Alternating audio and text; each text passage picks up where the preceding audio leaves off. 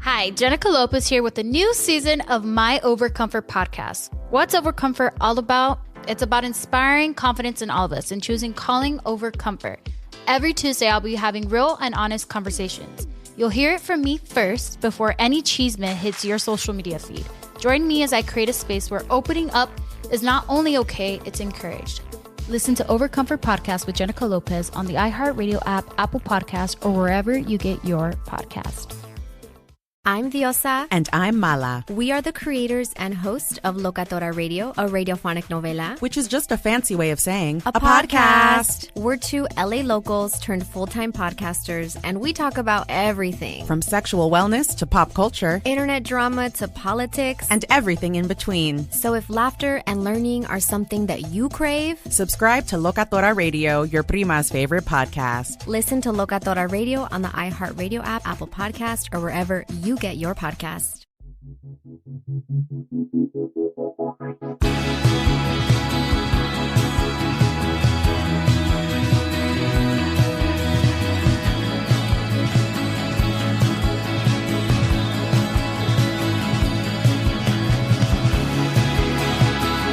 You're listening to 100 Words or Less with Ray Harkins.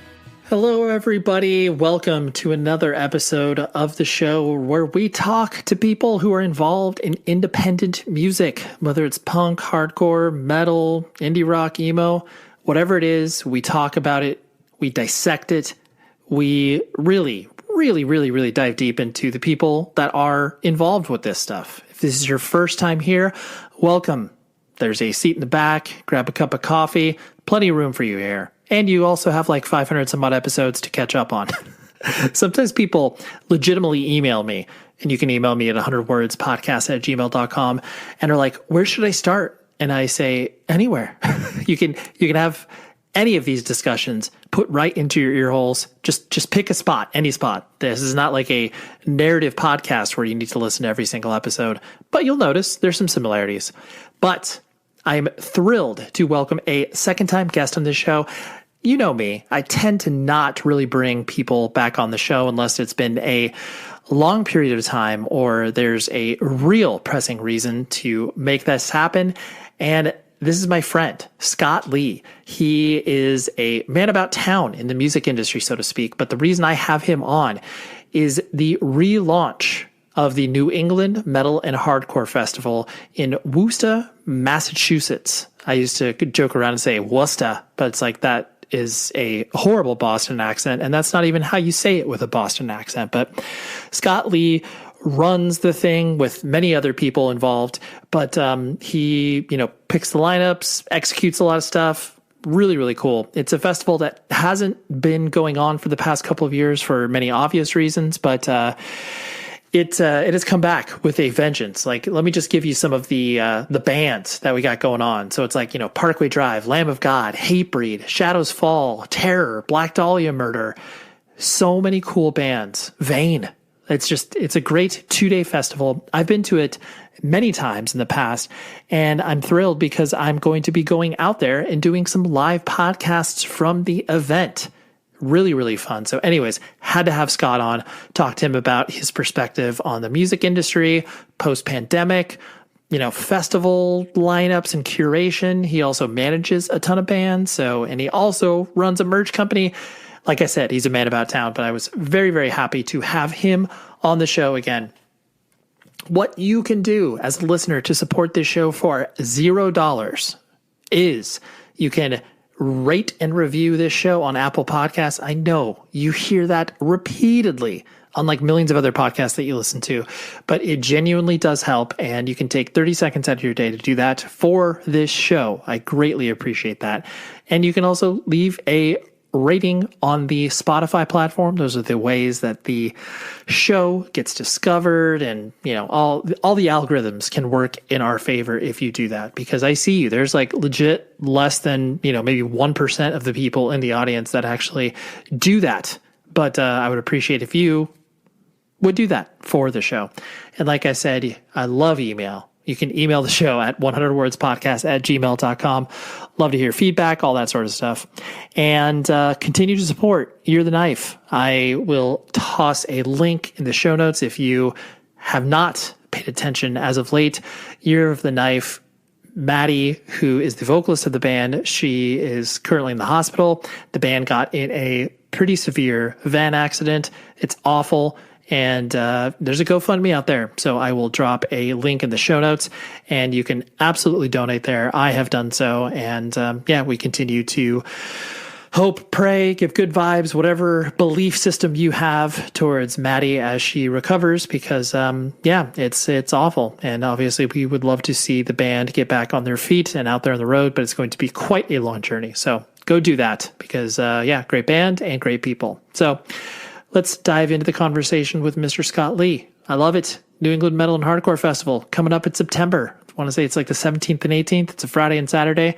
Could be butchering those dates, but so many great bands. And I look forward to hanging out with you and talking to some people out there. So let's go. Here's Scott.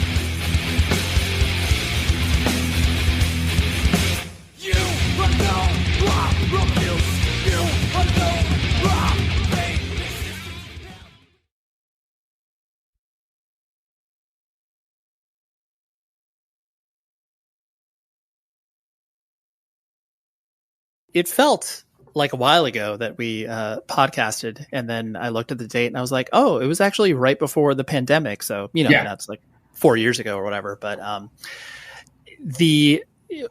what's interesting to me, and I'm sure you're observing it as well, where it seems like many industries, music, entertainment, whatever, now that they've had to weather a seismic shift in, COVID shutting everything down, it seems like a lot of things are as strong as it ever has been from a sort of business perspective. Other things have changed drastically.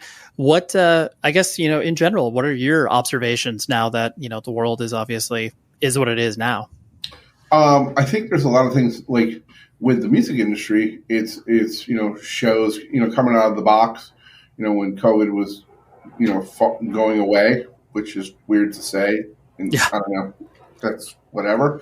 Yep. But seeing bands just go out there and, selling out shows and it just became back so quickly. You know what I mean? It's like, okay, here we go. It's like, it seems like, all right, is this really going to happen? Are we going to go backwards or is this? What's going to happen here?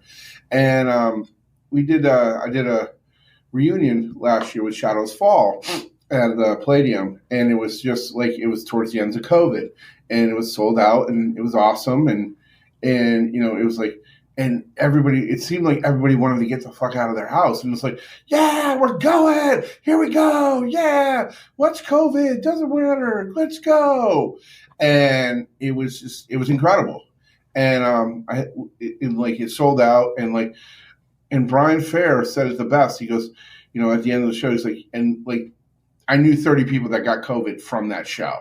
Right. And it wasn't like nobody died. It wasn't anything bad, whatever. But Brian Fair goes, I saw COVID floating in the air and you could see it. And it was just, and it was crazy. It was just because it was so, it was so like so many people there and it was just like, it's hot as shit. So it was just like, I could see it floating in the air. It was crazy. Right.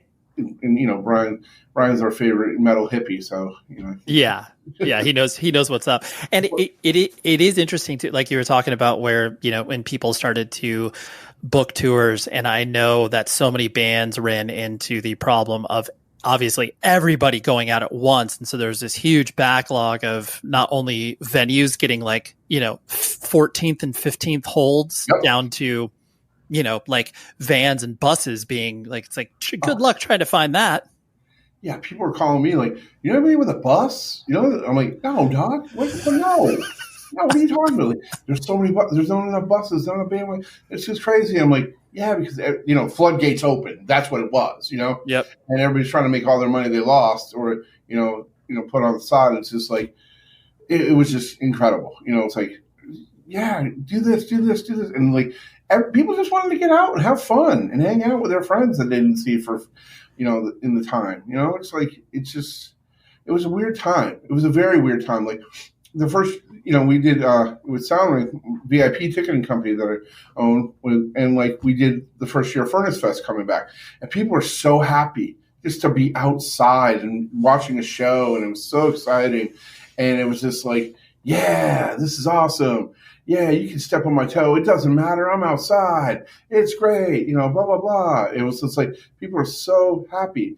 And then it just like came on, like, and then COVID was like almost done. And then you see people just like, and then it went back to people became miserable because they had to go back to doing everything normal again. It was weird. It was weird times. You know what I mean? Like a year later, it was just like weird times. People were just like angry again. They were like more angry than they were, I felt like, you know, and miserable. And but I you know, I think everybody get the joy of just going to shows again. You know what I mean? Doing things and seeing their favorite bands and doing their thing. You know what I mean? So yeah, absolutely. What you know, one of your many feathers in your cap beyond, like you were talking about the ticketing company, you obviously have a ownership of the downright merch and stuff like that. Did you over the pandemic, did you notice behaviors shifting in regards to how people were like buying merch online? Was that a big boom, I guess, in certain bands and certain artists? Yes, me and my partner, Seamus Benningham, we started downright merch with a couple other people, and we just saw that we're in a small warehouse and like in Haverhill, Mass, and we just saw like, okay, we're going to stay open. We figured out how to stay open and keep shipping and this and that in the warehouse. And we just saw it blow up. It just blew up. You know, e-commerce, like we were blessed if there is gods.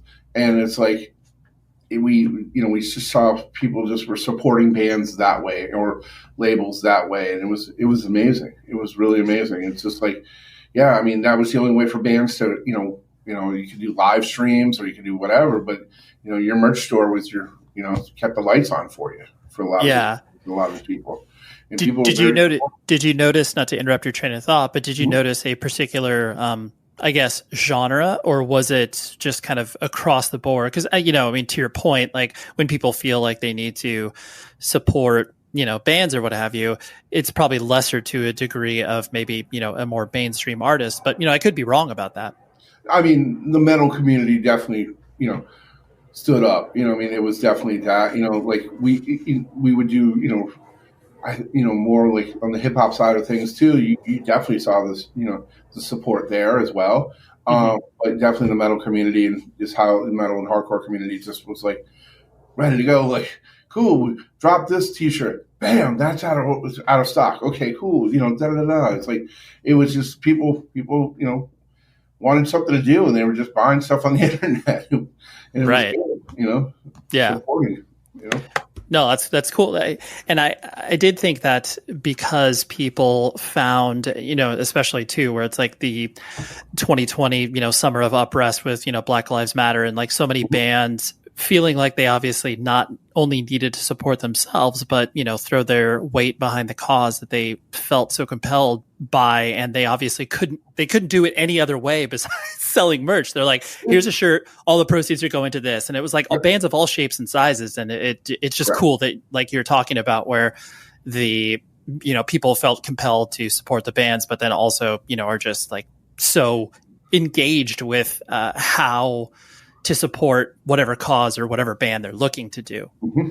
Yeah. It was very, very weird in the sense because, I mean, listen, it was weird times, obviously, but at the same, we're looking at it's like, holy cow, look at what we're doing here. I mean, our company grew over COVID because of it, and like we went from 4,000 to 20,000 square feet warehouse, because of it, and it is what it is. It's like we supported all these bands and tried to support all these labels during the times and trying to keep our doors open and trying to keep with the whole COVID like rules and everything as well. It was tough, but we did it. You know what I mean? So yeah, no, it's exciting. I mean, and to your point too, it's like you have to, especially with merchandise companies, like, I don't need to tell you the fact that there is that level of transient nature that's like, oh, this kid opened up a print shop and, all of a sudden, like a year and a half later, they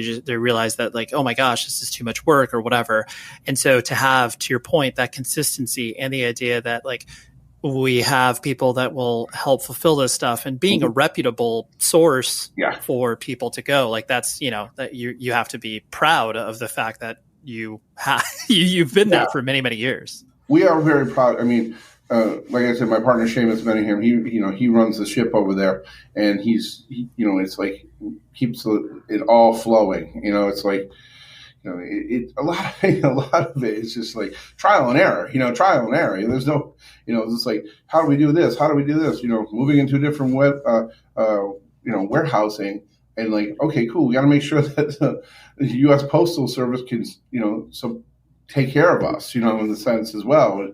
There's like so many different things that, that came about with doing this whole thing. And it's like, but, it's like I said, Seamus steered the ship through this whole thing with us. And it's just like, it's hard. It's a very hard business. Any like 3PL, just like shipping and, getting it out to the people, you're relying on the FedEx, UPS, and USPS, and it's just like, it's hard business, just making sure every customer is happy too, and we have like customer service people that like are second to none in my mind, you know what I mean? But there's like other companies out there that are, doing also like, just watching how this works and trying to be like trying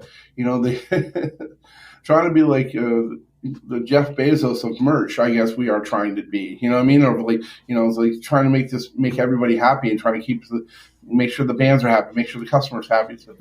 It's a detailed business, you know what I mean? And it's like, I think we do a really good job at it. I'm thrilled to welcome a new partner to the show, and that is Diadora, who make probably some of the most comfortable running shoes I've ever put on my feet, and just frankly, comfortable shoes in general. You can go to diadora.com, which is DIADORA, and their shoes are incredibly light, super comfortable. I walk like 4 to 5 miles each morning because that's like my decompression time, my, get ready for the day, listen to some podcasts and get my head right. And I wore these shoes, my first pair, for about 1.5 years, every single day. And the only reason I got rid of them was because I literally wore them down to a nub. And I love what they do. They've got great aesthetics, cool shoes for you to run, walk, or just wear casually. So I highly encourage you to check out their website, diadora.com. Hardcore Kids work there. We got a lot of people who are, involved in independent music and who have been profoundly influenced that go in different directions. And this company is definitely one of them.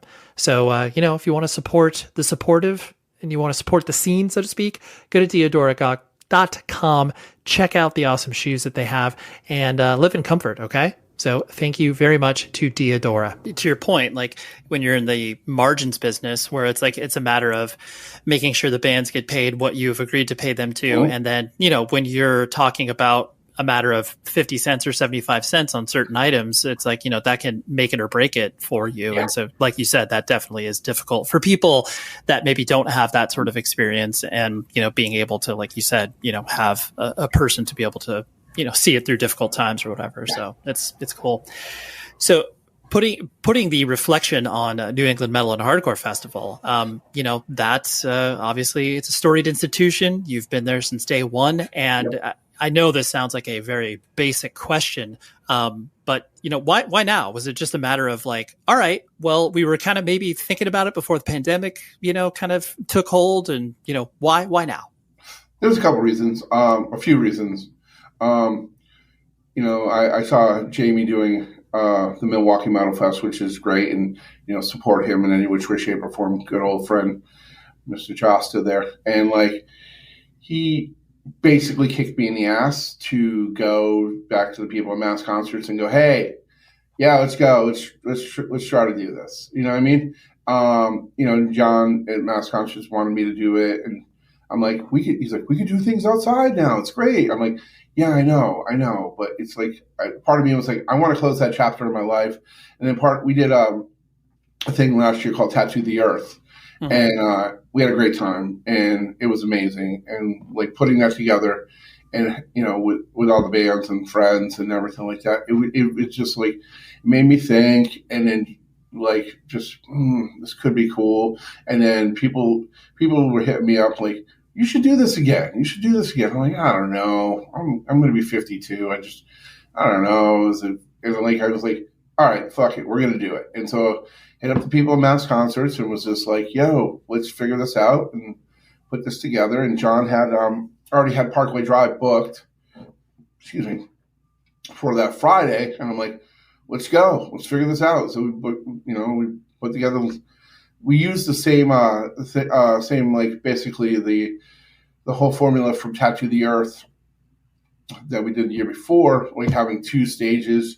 One was the secondary stage and one was the main stage. But now we're going to be doing 2 main stages outside and then 1 small stage inside, the small upstairs stage for like up and coming acts or maybe some surprises and stuff like that. Just like trying to, we want to make this a big thing and like trying to make this, a yearly event, make this as big as we possibly can and have as much fun as we possibly can. And with it, and like, if you've been to any metal fest any year, it's about the vibe. It's about seeing some great bands, seeing, great sets, and just hanging out with people, meeting new people from all over the globe. We used to have people. We used to have these kids come up from Puerto Rico. We get probably at most, I think we had 25 people come from Puerto Rico, and every year this guy Noel would bring all his friends and different people every year to the Metal Fest. And then we've had people from China, Korea, obviously Australia, but different people come all over the globe for Metal Fest. So I just like, the reason I brought it back was 1, Josh to kick me in the ass. 2, I had a good time, putting everything together for Tattoo the Earth with the people in Mass Concerts. 3, I just felt like it was time, and that's the long and short of it. The moral wrong. Right? No, it's fine. To be clear, you're not using the normal quote unquote big room on the inside. No. Oh, not wow. at all.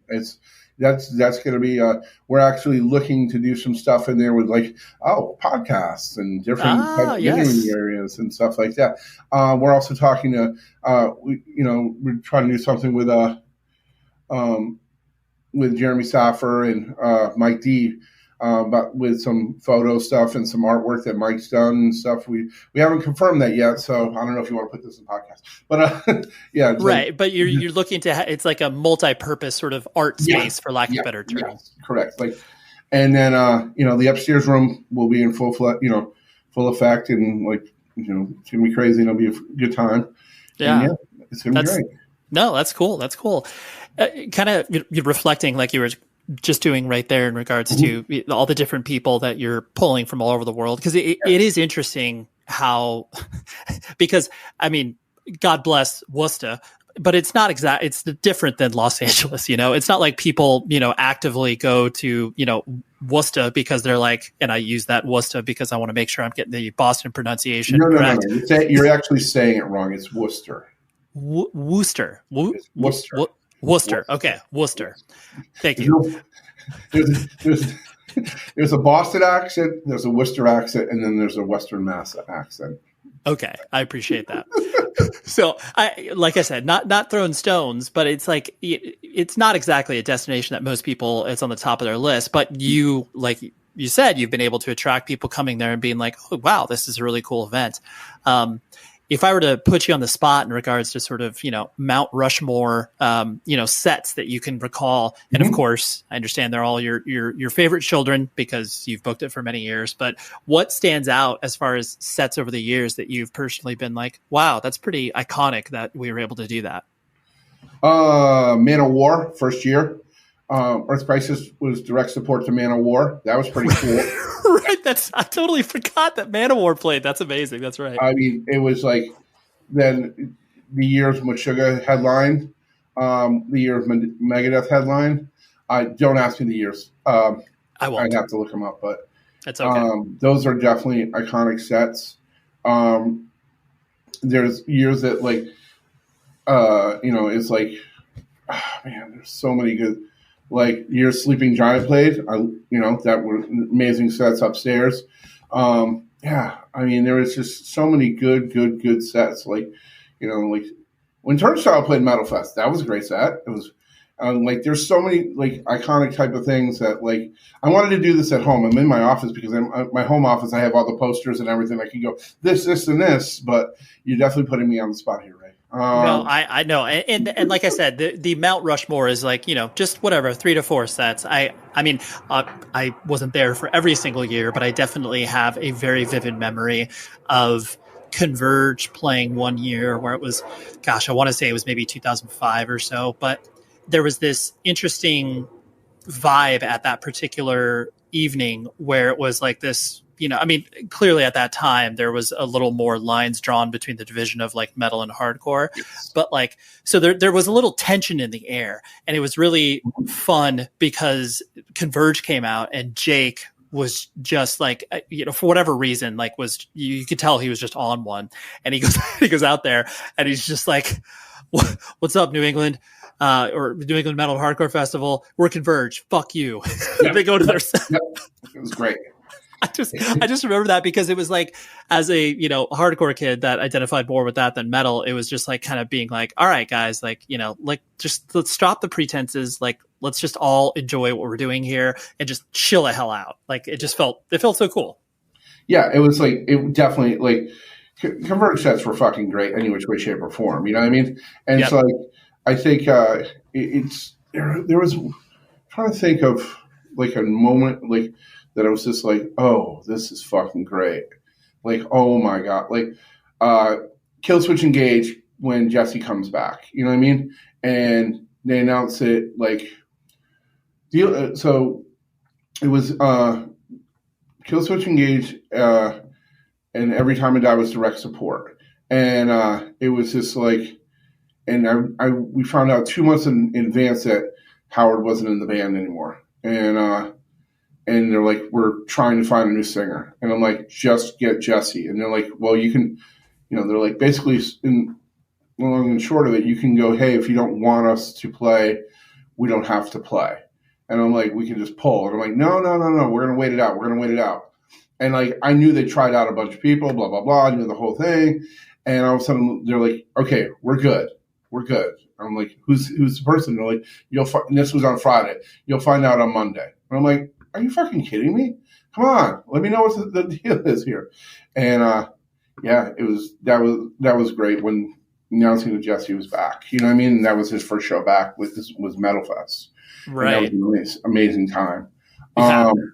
Like that was great. What else was there?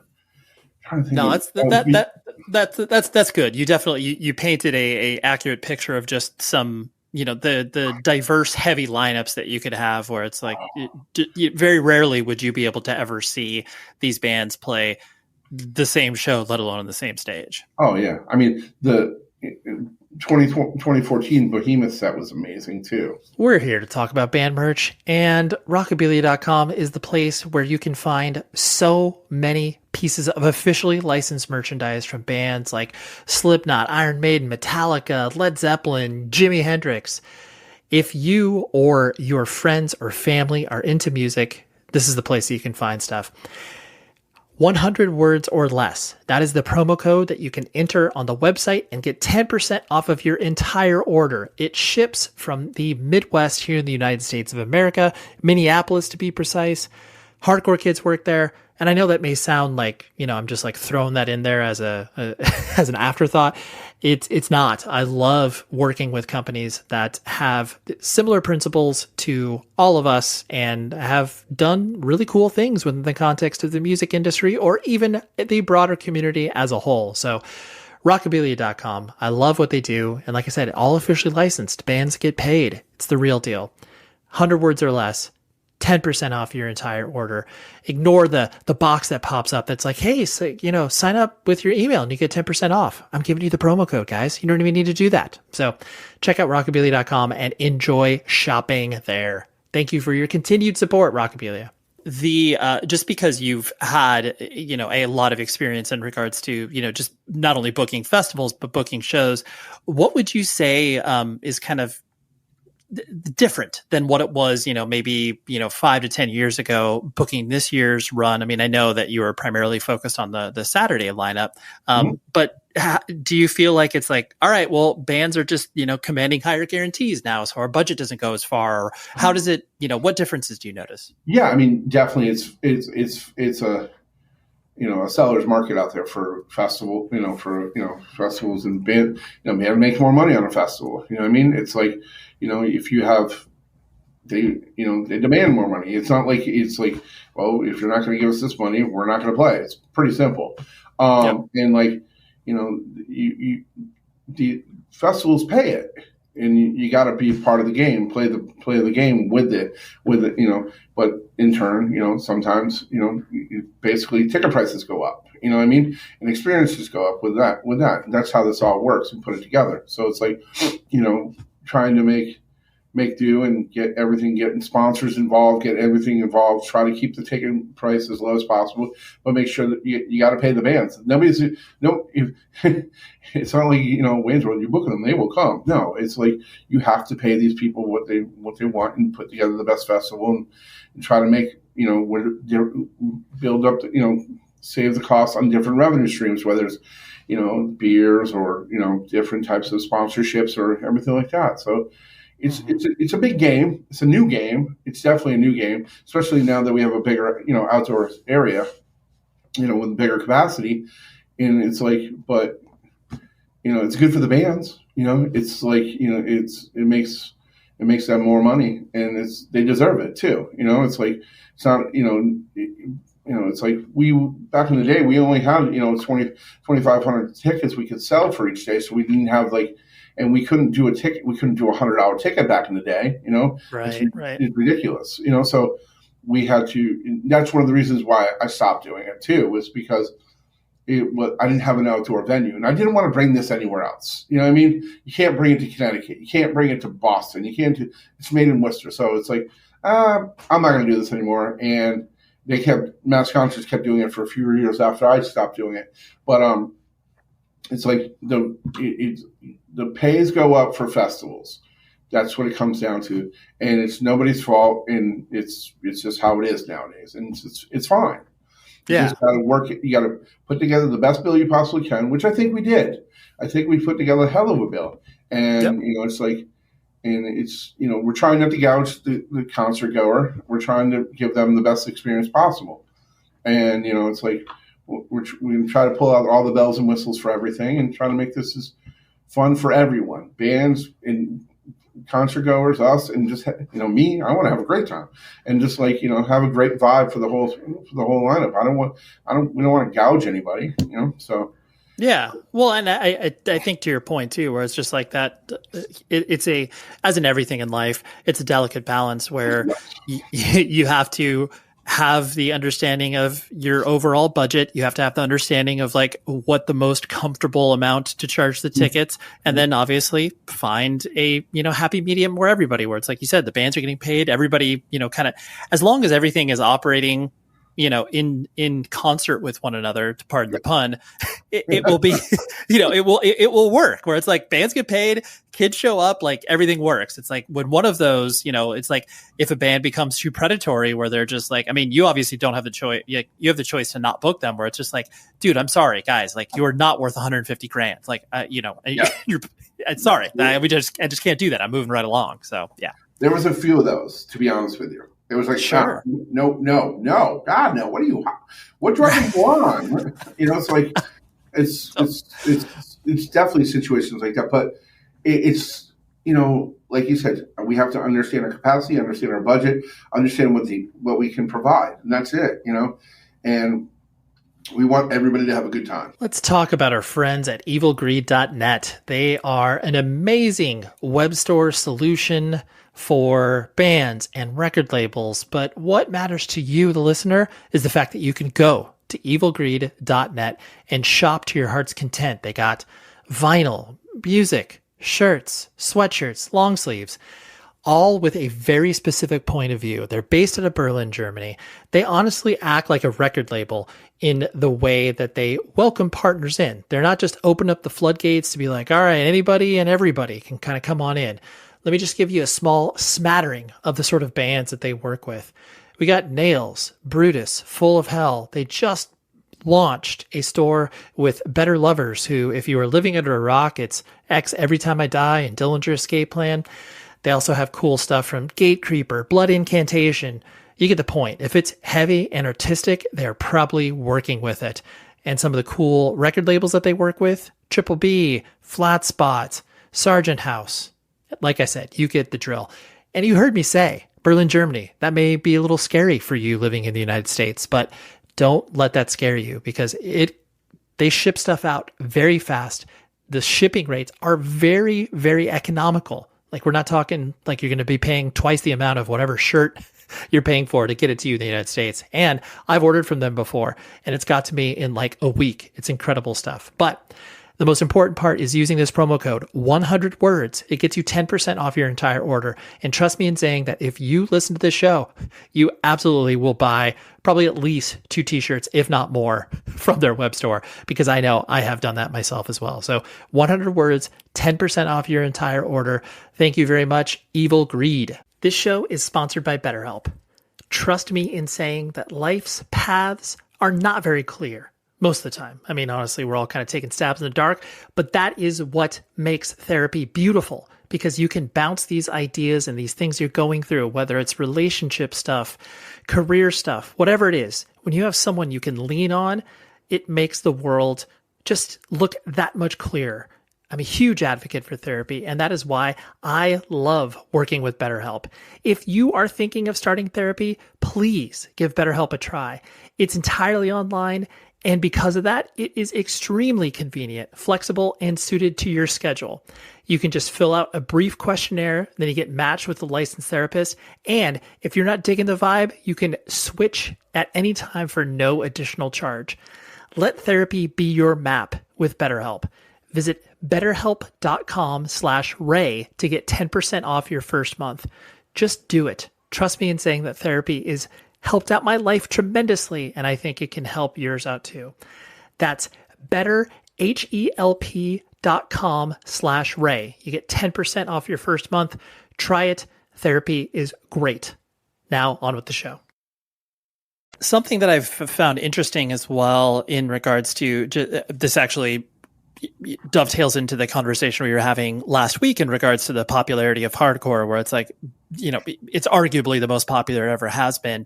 And the fact that you made a decision, you know, very early on in the festival, like you said, you know, looking at what Jamie obviously did with, you know, Milwaukee Metal Fest and many of the festivals in the United States that, you know, kind of started in the 90s that had a higher profile was really just concentrated on metal. And, you know, yes, there was your Hellfest and stuff like that. But, you know, I mean, you know, no shots against Keith or whatever, but I mean, well, Keith didn't know what he's doing, let's be honest, but he tried his best and he did a great thing, but right.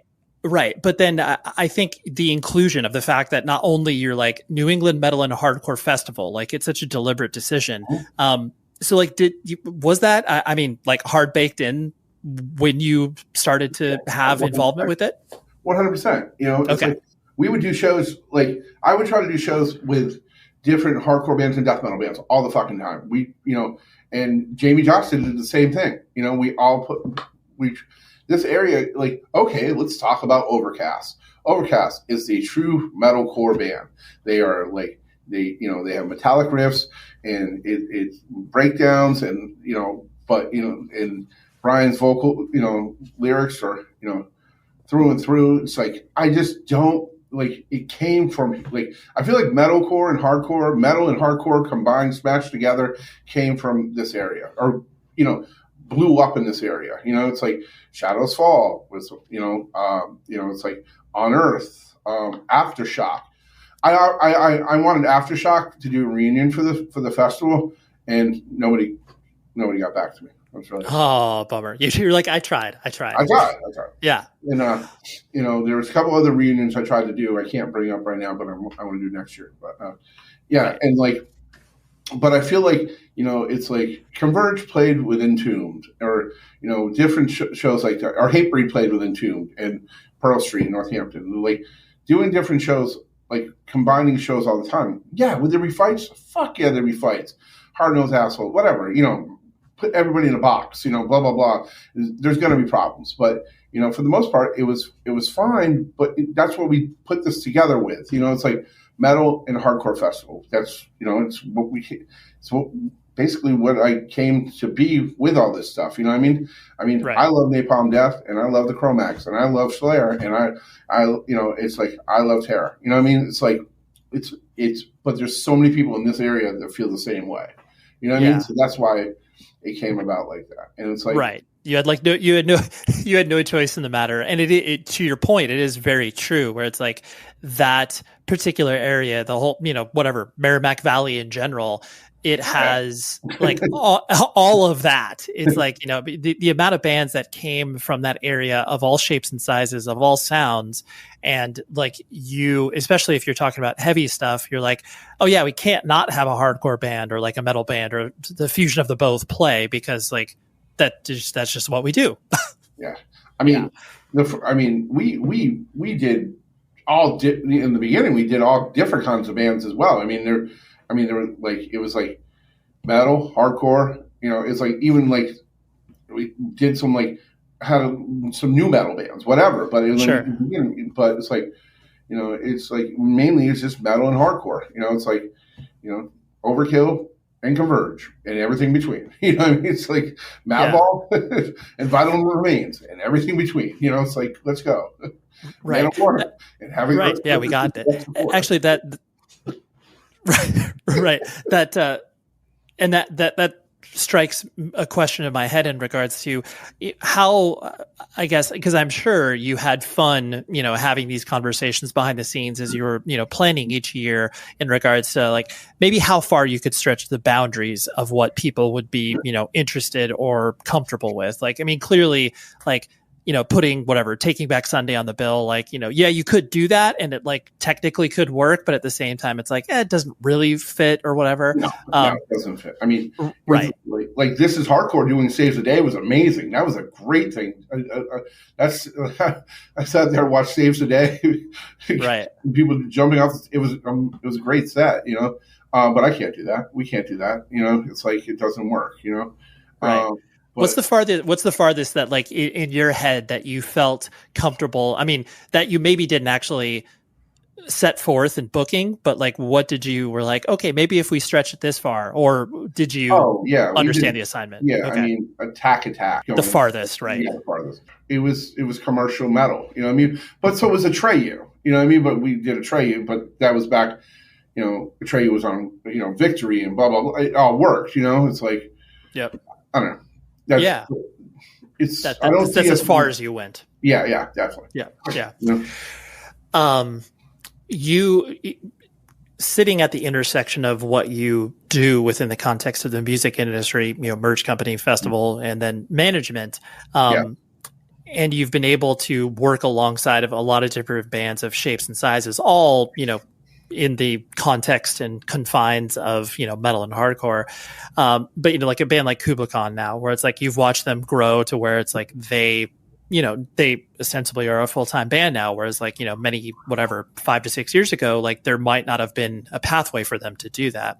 On that note of just like the role that a manager plays for bands now, what do you think, like, I guess what do you feel that like you contribute, and then what do you think like I guess a good manager should kind of do with a band as they're growing? Just help them develop and just guide them in the correct ways and get other people involved with proper booking agents, making sure the label's doing their job, making sure that people are doing their job for them, making sure they're doing their job, and trying to work with different aspects and make sure they have as many revenue streams as they can get, to do this full time, because it's a job. It's a fun job, but it's a job for them. This is their lifestyle. It's like, it's as hard as you want to hustle, and things aren't going to happen overnight for you either. It's like a lot of people just rush, and it's like, hey man, it's like it's like it takes time to develop and to get people to know who you are and to do things. And you have to do it. And I find if you rush things or put too much pressure on things to happen, it always either backfires or it's not that cool. You know what I mean? And you have to let things organically happen, if that makes any sense. For things. Like, it's like you can go out there and tour your ass off and put out records and put out singles and put out stuff, and you think it's going to like, oh, we're going to pop. No, it's not going to pop. It's just going to, everything needs to come together, and everybody needs to work hard on the whole project of developing the band. And that's what it comes down to being. It's like, if you think you're going to go out there and become a hit overnight in metal and hardcore world, you're wrong. You know what I mean? There's like, it takes time, it takes effort, it takes a lot of people working with you and for you, and it can happen for people. It's like, and you just got to put the nose to the grind and do the hard work but have fun doing it, and go one of the things I tell people is like, go on tour. It's like, go have fun, go to different lands, go to different places, go to China, go to Japan, go play, try to get to different parts of the globe, with music. Music's taken me everywhere, New Zealand, Australia, Europe, and it's taken me all over the place. Canada. Sorry, I have to say Canada for Dave Boucher. Of course. Shout out to the legend Dave Boucher. Yeah, love him. The king of Montreal. Yes, exactly. Yeah, for any person that has ever played Montreal over the better part of like 15 years, it's like you have worked with Dave, whether you know it or not. Yeah. He's one of the best people in the fucking world. Holy shit, I love him. Agree wholeheartedly. Yeah. Oh, yeah. But anyways, it's like try to have fun with it. It's like, go out there, do your thing. Just, it's a hard business, any which way, shape, or form. Just go out there and have fun with it, and push it and try to make as much money you can in the best ways you can, and have fun doing it. That's the way I look at the whole thing. It's right. Like, yes, it is a business, 150% a business, but it's a business that you can have fun and express yourself, and it's an art form as well. So yeah, absolutely. And kind of on that tip too, I mean, you have, for as long as I've known you, I mean, I know that you are, an advocate for bands. Like, you're a true nerd about music. Like, you're not one of those people that obviously is a tourist and, kind of dips in and out. Mm-hmm. But you have been able to maintain the, for lack of a better term, like editorial clarity, where it's like, and I mean that by saying like, your own personal tastes are reflected in what you're booking, but at the same time, even if you don't like a band, but you recognize the value in it, like, you can still, obviously include them in it. And I think that's like sometimes hard to do. Like, when did you be able to put that in your brain where it's like, okay, I need to shut off like my fan part of it just because I need to book this band? Because like, I mean, you and I both know so many people who it's a difficult, like it's difficult for them to do that. When did you feel like you were able to exercise that muscle? Basically, it's like, how do I put this? I can see good in majority of stuff. You know what I mean? Like, if that makes sense. Like, I don't know. I like music, and I like, it's part of it's like this. When you're booking a show, doing a show, producing a show, doing production for a show, you meet these people, and like they tour, and you meet them, and you become friends time after time, or they're like, I like to meet people and like hang out with them or whatever, and just like make sure they're all set, make sure everything's good. But like the day that I like, oh, I don't have to like this band to book them. Oh, I don't. Jesus Christ, I don't remember that. Maybe in the early 90s, I guess. I don't know. Okay. I mean, if that makes sense. I didn't really look at it that way. You know what I mean? I never really looked at it that way. I looked at it more like, oh, this is cool. Oh, this guy's touring with them. Oh, cool. I can hang out with him. That's my friend. Blah, blah, blah. You know what I mean? So it's like, I don't know. I like to meet different people. So I didn't really give a shit about like that. Like, I mean, I knew the band was good and had a following or hype or whatever. Like, yeah, you got to look, just buy this, you get this tour. I know what it's going to do, blah, blah, blah. So it's like, but I definitely didn't like ever think of like, it's like, I don't like Bongzilla. I'm not going to book them because I don't want people smoking weed. No, I didn't care. I wanted Bongzilla to play because I wanted them to smoke weed with my friends but I didn't smoke weed. I didn't, Right. Yeah. You know what I mean? But no, well, that I think that's a very it not only is it a cool mindset because it's putting your fandom of music first, but it definitely is difficult, especially if you do end up making a living off of music and being in the music industry, to kind of balance those two things. Not everybody is able to do that, but like you said, that's just been, you're like, I can't even think about what I wouldn't like about this band. I'm just thinking about the positives of it because of what they'll bring to whatever it is that I'm doing, festival management or whatever. Yeah, I mean, managing bands, I feel like I have to like them. You know what I mean? Yep. I have to like the music. I have to like them as people. I don't want to work with shit people because that sucks. Working with shitty people is fucking terrible. Yes, like, it is. That's the worst thing in the world. Like, I won't do it. I just won't. Because like, you're a good guy. Blah blah blah. You're a good person. Good. You love your mom. What's good? Are we good here? You a good person? Like, that's important to me. You know what I mean? And like, then in music and okay, music's good. All right, good. It's just like, I don't know. I think that's very important. That working with good people. Yep. So. Right. Exactly. And that's why, clearly the festival, you can see the through lines of either management companies, booking agents, or, direct bands that you have relationships with, where it's like, oh yeah, we'll keep on booking them because they're good people and we love working with them. And it's very easy to get this done, as opposed to, like you said, working with a terrible person where it's like, oh, this is going to be at least 6 months of work to book a band. Like, come on, I can probably find something else somewhere else. Yeah. The last thing I wanted to hit on was because you do, like I said, sit at this interesting intersection of all of these different sides of the music business, and the sort of, trends you can spot and things you can see kind of develop, within heavy music, now, just because you're old like myself, and I'm old. I'm definitely old. we're old, and that's cool.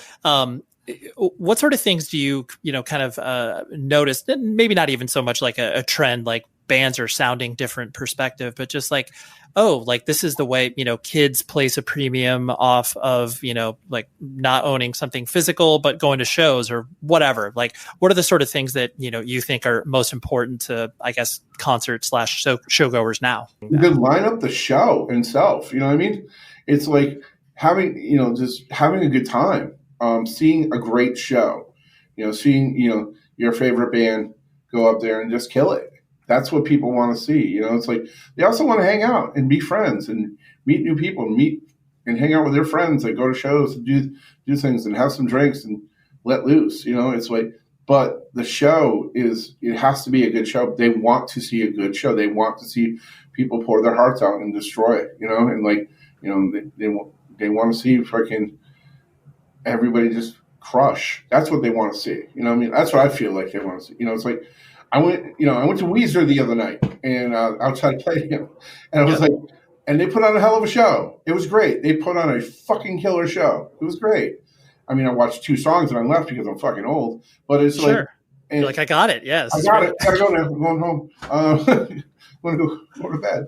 But it's like, people just want to see a great show. And I think a lot of bands nowadays are showing it and doing great shows, whether it's becoming, bringing the younger bands, bringing lighting packages or different types of things, or just, showing it. I don't know what it is, but it's a different vibe and people just love it. Also, the other thing is there's no boxes anymore. I feel like there's no boxes, or the boxes are limited. A person that loves death metal will also, like, a person that loves Despise Icon will also love Kubla Khan. You know what I'm saying? So it's like, granted, they toured together, don't get me wrong, but there's different things like that. Everything is like cross genres, or like, it's like, I don't. It doesn't matter what people say. There's no boxes. Nobody's like, "Oh, I love hardcore." This is. I mean, yes, there's fucking elitists, whatever, in each genre, but there's not many anymore. If that makes sense, it's like people want to see good music and want to hear good music, and they don't care if they're corny or not. You know what I mean? But whatever, it's great. Right. It makes me happy, actually.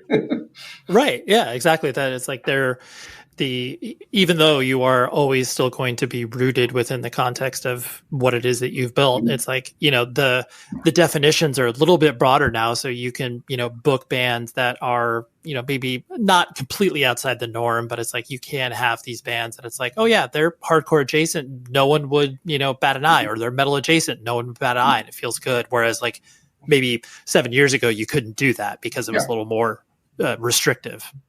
Yeah. I mean, I just think that I call them the kids. They're all the kids, the concert kids these days, the kids the kids are my age too. And it's just like, they want to see different, they don't care. They're open-minded. Everybody's so much more open-minded nowadays, I feel like. Yeah, no, it's great. And like it can give you a broader base of bands to, look at or look into than, previous years where you're just like, oh, I couldn't do, it's like, just using a random band, like, yes, it sonically would make no sense to book a band like Turnover at your festival, but it's like people would be like, oh yeah, I like Turnover, and it's like, yeah, I like Napalm Death as well, but it's just like, all right, these two things can coexist now, whereas it would be really tough, 7 years ago or whatever. Yeah, definitely. Yeah. Well, I wouldn't say Turnover, but I would say something.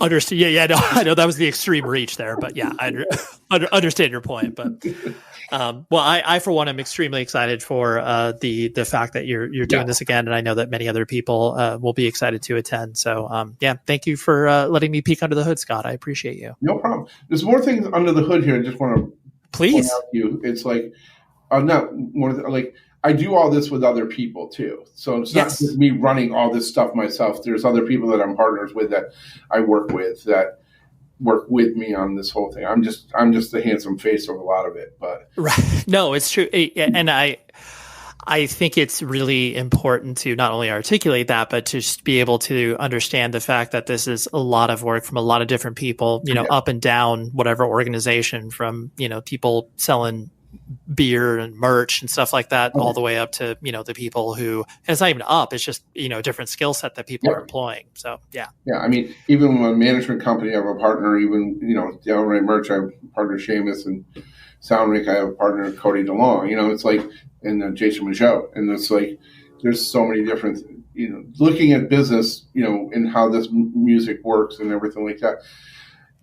I couldn't do it on my own. Yeah, no, it's very, very true. So yeah, shout out to everybody. I was just listening to Killer Mike on Joe Rogan. He shouted out everybody, even his grandma, like 12 times. It was awesome. There you have it. That was Mr. Scott Lee, New England Metal and Hardcore Festival, dude behind the dude, so to speak.